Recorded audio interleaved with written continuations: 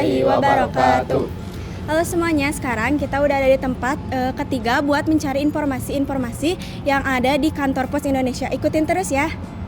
Let's go.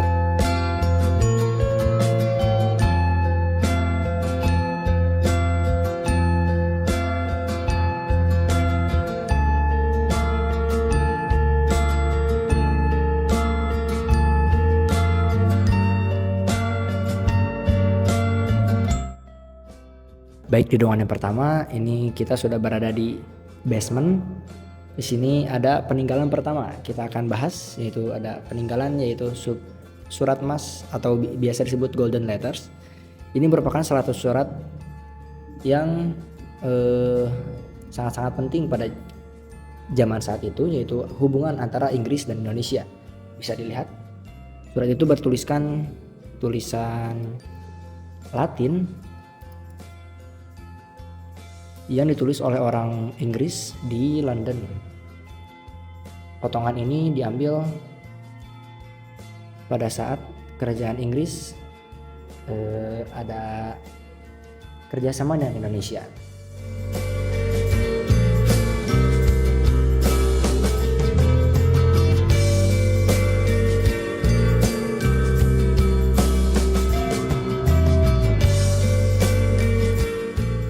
Ini pula merupakan surat-surat emas yang diselamatkan dan dialamatkan kepada raja dan pejabat tinggi Inggris dari para raja dan bangsawan berbagai daerah Nusantara seperti Aceh, Ambon, Bandung, dan lain-lain.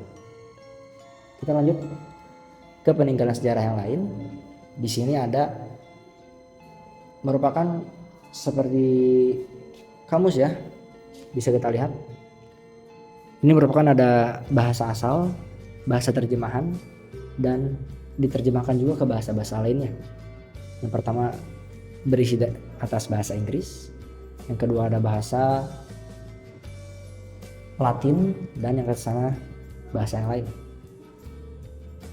Selanjutnya ada naskah Jawa. Naskah Jawa ini merupakan bahasa ilmu pengetahuan dan kesusastraan yang tapi bukan hanya di daerah Jawa, tetapi juga ada orang seperti orang Sunda, Madura, Bali, bahkan orang Sasak.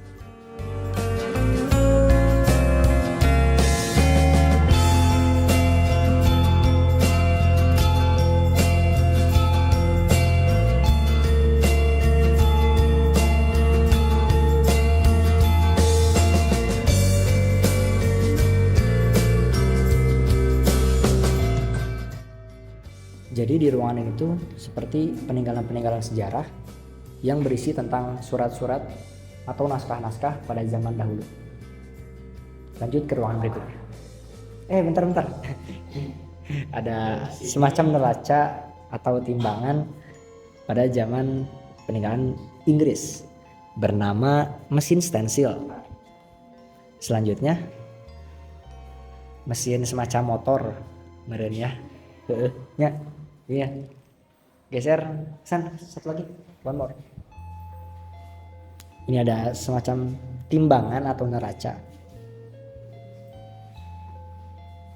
dengan merek Gramen dan bisa menimbang dengan kekuatan sampai 250 kg.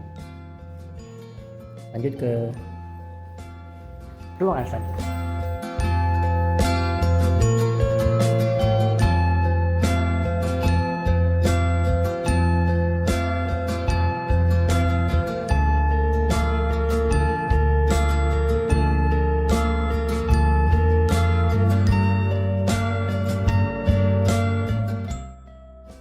Baik, selanjutnya kita berada di ruangan kedua. Di ruangan kedua ini terdapat sebuah timbangan, alat ketik, baju pos, dan foto para pemimpin PTT atau pos, telegraf, dan telepon. Di sini terdapat timbangan paket atau timbangan paket ini digunakan untuk menimbang barang yang akan dikirim melalui jasa paket pos merek Barker yang dipergunakan sekitar tahun 1946. Selanjutnya di sini terdapat timbangan paket. Timbangan paket ini merupakan peralatan yang dipergunakan untuk mengetahui berat barang yang akan dikirimkan. Di sini juga terdapat alat ketik. dan pintu kotak pos. Pintu kotak pos yang digunakan di kantor-kantor pos ini tengahnya memakai penomoran sesuai nomor dari pemegang kotak pos. Di sini terdapat timbangan-timbangan pos yang dari masa dahulu sampai sekarang. Di sini juga terdapat foto para pimpinan PTT pada zaman Hindia Belanda dan ada logo pos PTT, boleh dilihat. Dan ini juga para pemimpin PTT dari masa ke masa ya. Selanjutnya di sini ada proses pembuatan perangko. Boleh dilihat.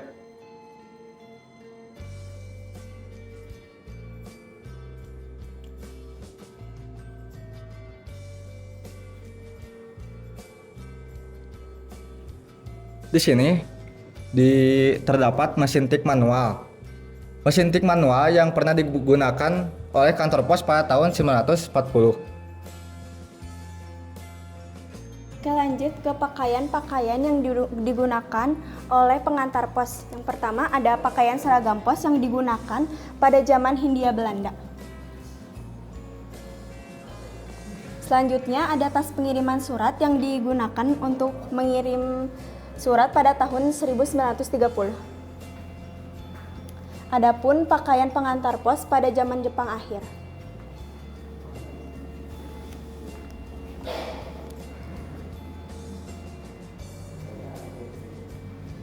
Di sini ada pakaian seragam pos yang dipakai sampai tahun 1970.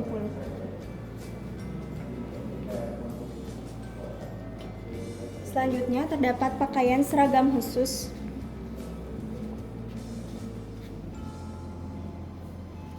Dan yang terakhir pakaian dinas lapangan yang digunakan mulai 15 Agustus 1995.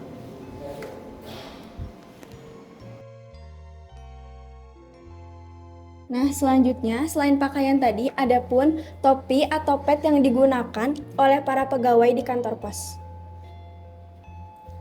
Selanjutnya ada pangkat-pangkat yang bisa digunakan di topi atau pakaian tadi. Di sini ada lencana tugas pengantar pos.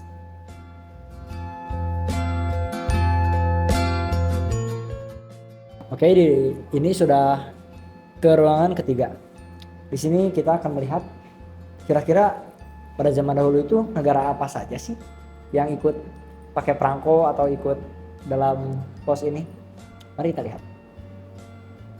Nah, teman-teman, di sini tuh terdapat negara-negara di dunia yang pada zaman dahulu itu memakai pos atau memakai perangko sebagai alat untuk bertukar surat. Ada Amerika Serikat, ada Kanada, ada Jepang, Taiwan, negara-negara Asia dan Eropa lainnya. Di sini ada bendera-bendera dari negara-negara yang ikut serta dalam UPU atau Universal Postal Union, yang artinya organisasi pos yang terdiri dari 192 negara termasuk Indonesia. Keren juga Indonesia. Di sini dilihat ada bendera Amerika Serikat, ada Saudi Arabia, ada Brazil, ada Korea Selatan, Palestina bahkan, dan lain sebagainya. Selanjutnya di sebelah sini ada mesin pengikat kantong. Mesin pengikat kantong yang digunakan untuk pengecapan surat dalam jumlah banyak. Jadi biar gak ribet, pengecapan surat dilakukan oleh mesin ini agar lebih cepat dan lebih efisien dalam mempersingkat waktu. Dan terakhir di ruangan ini ada mesin penghitung, bisa disebut sebagai kalkulator juga ya. Dari kelihatannya sih udah benar-benar kuno dan pasti tak pernah dipakai lagi. Terlihat dari warnanya sudah mulai pudar dan berkarat. Baik, kita ke ruangan selanjutnya.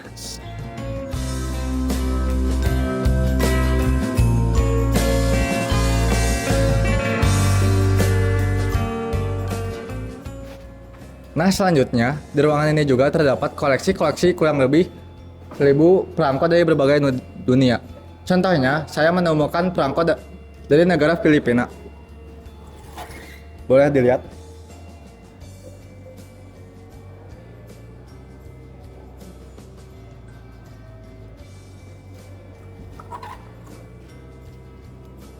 Di sini juga terdapat perangko dari kerajaan Inggris. Contohnya, perangko dari Ratu Wilhelmina tahun 1908 sampai 1938.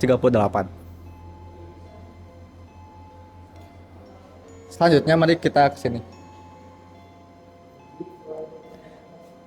Di sini terdapat perangko emas. Sampul hari pertama replika perangko emas mengenang 1 abad Bung Hatta, terbit tanggal 12 Agustus 2002. Boleh dilihat. Di sini juga terdapat surat sertifikat keasliannya ya.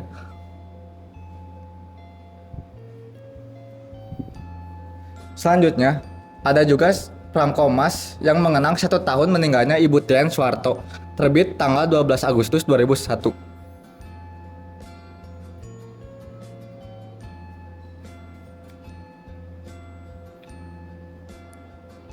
Di Museum Pos ini juga terdapat rekor atau penghargaan. Yang pertama ada piagam penghargaan Museum Rekor Dunia Indonesia PT Pos Indonesia atas rekor perangko pertama dengan bahan kulit pegunungan. Dan juga piagam penghargaan Museum Rekor Dunia Indonesia PT Pos Indonesia atas rekor perangko pertama dengan bahan dasar kain batik Semarang 10 November 2012.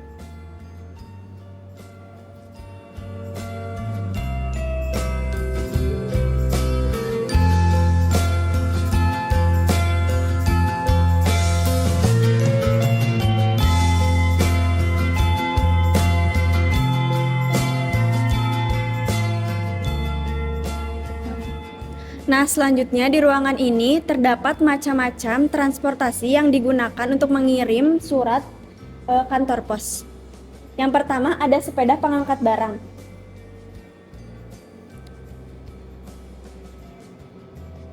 Selanjutnya ada sepeda motor yang digunakan untuk pos keliling desa.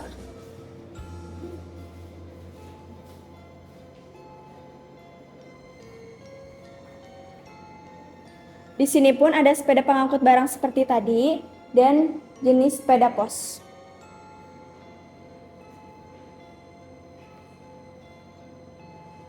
Selain itu, ada pun replika kantor pos kereta api pada tahun 1871.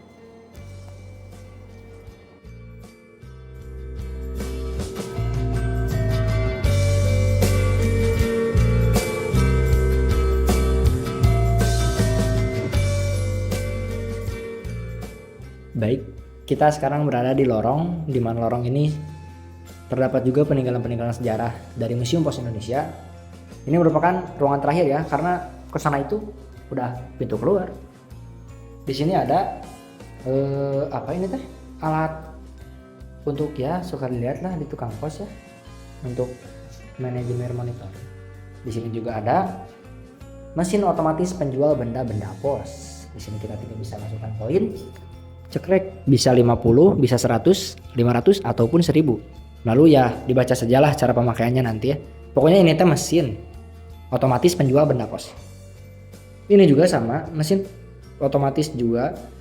Caranya kita memasukkan koin ke sini, langsung memilih nominal atau apa sih yang mau kita ambil. Kita tinggal ambil di sebelah sini. Tinggal ngodok. Lanjut, ini merupakan lorong terakhir ya. Yang tadi makan baru masuknya ya. Di sini terdapat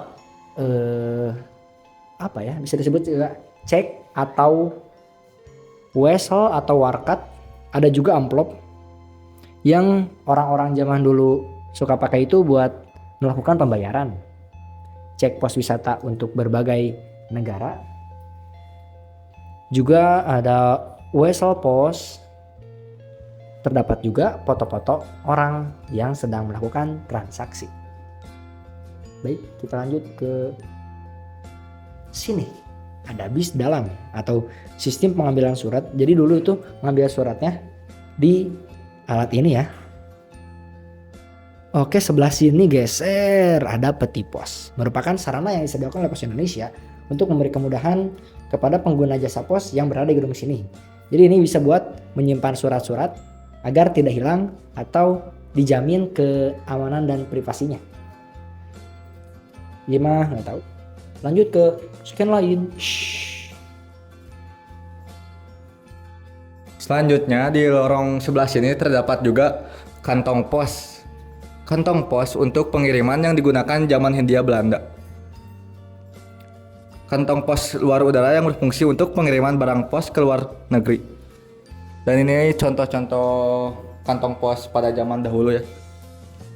Dan juga terdapat miniatur alat angkut pos seperti kuda, sepeda, motor, dan mobil. Di atasnya juga terdapat piagam-piagam Pos Indonesia. Boleh dilihat.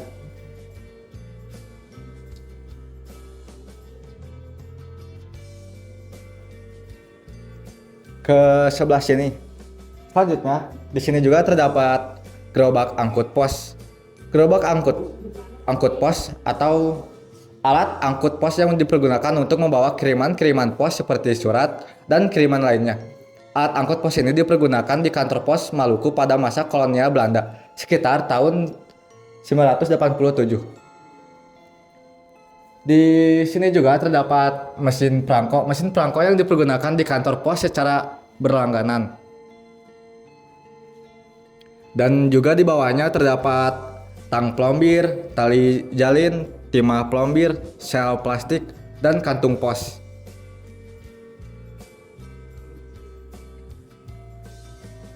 Ke lorong selanjutnya. Pada bagian lorong terakhir ini terdapat timbangan-timbangan yang digunakan pada tahun 1960.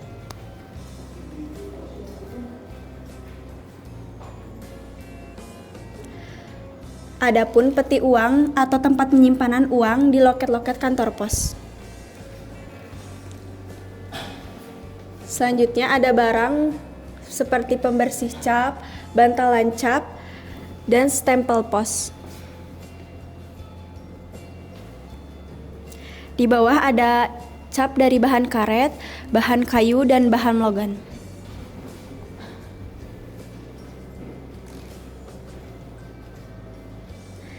Di sini terdapat pintu hasanah, yaitu kegunaannya sebagai tempat penyimpanan barang berharga di kantor pos. Adapun macam-macam bis surat yang digunakan tempatnya di tempat-tempat strategis.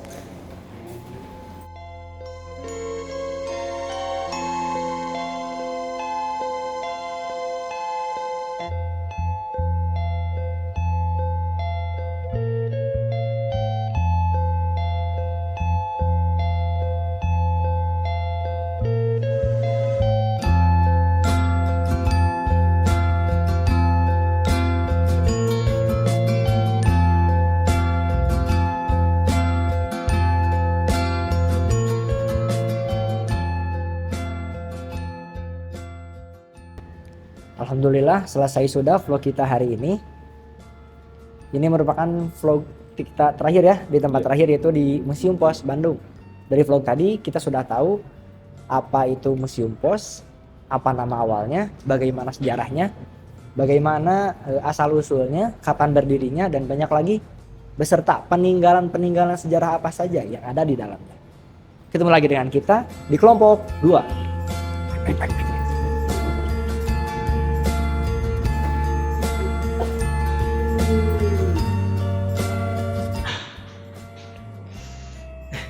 Saya modal.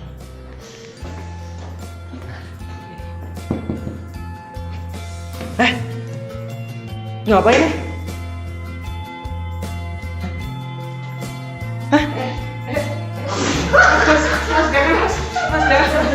Kue lanang loh mas. Kue lanang loh mas. Kue lanang loh.